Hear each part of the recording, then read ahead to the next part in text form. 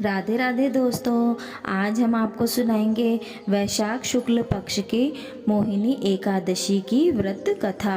एक बार धर्मराज युधिष्ठिर ने भगवान श्री कृष्ण से कहा कि हे भगवान, वैशाख शुक्ल पक्ष को कौन सी एकादशी आती है और इसका महत्व क्या है।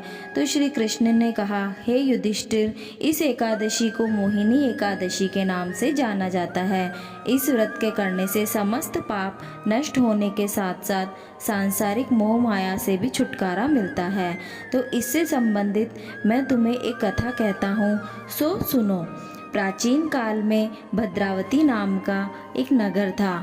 उसमें धूतिमान नाम का राजा राज्य करता था। उसके नगर में एक धर्मात्मा व विष्णु भक्त वैश्य रहता था। उसके 5 पुत्र थे। उसके 4 पुत्र तो कुशल वणिक थे, पिता का कारोबार संभालते थे, किंतु सबसे छोटा पुत्र चरित्रहीन, शराबी, जुआरी और वैश्यागामी था। जब किसी भी प्रकार वह समझने या सुधरने को तैयार न हुआ तो भाइयों व पिता ने उसे घर से निकाल दिया।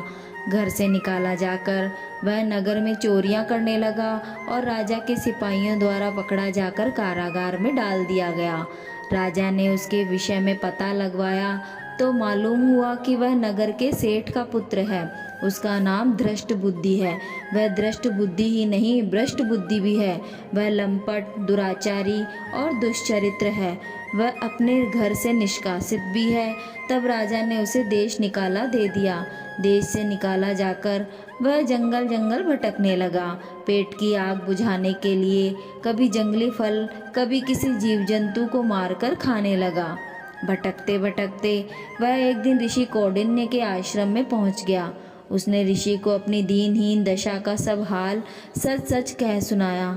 सुनकर ऋषि ने कहा, तुम वैशाख शुक्ल एकादशी का व्रत करो।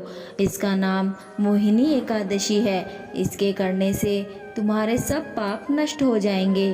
उसकी विधि बताकर ऋषि ने उसे कहा, यह व्रत अति उत्तम है। इस व्रत को विधि विधान, रात्रि जागरण और द्वादशी को दान पुण्य से करना चाहिए। वह विष्णु भगवान की पूजा करना चाहिए। मुनि के श्रेष्ठ वचनों को हृदयंगम कर उसने ठीक उसी प्रकार व्रत किया, जिससे उसके सब पाप नष्ट हो गए। घर वालों ने व राजा ने उसे क्षमा कर दिया, जिससे उसका जीवन सुखमय हो गया। सुखमय जीवन व्यतीत कर अंत में वह विष्णु लोक को गया। इस व्रत को करने वाले के पाप और मोह ममता आदि नष्ट हो जाते हैं। वह अनंत व अक्षय पुण्य की प्राप्ति होती है। कथा सुनने व सुनाने से भी अनंत सौभाग्य स्वतः ही प्राप्त हो जाते हैं। यह थी वैशाख शुक्ल पक्ष की एकादशी की व्रत कथा। धन्यवाद।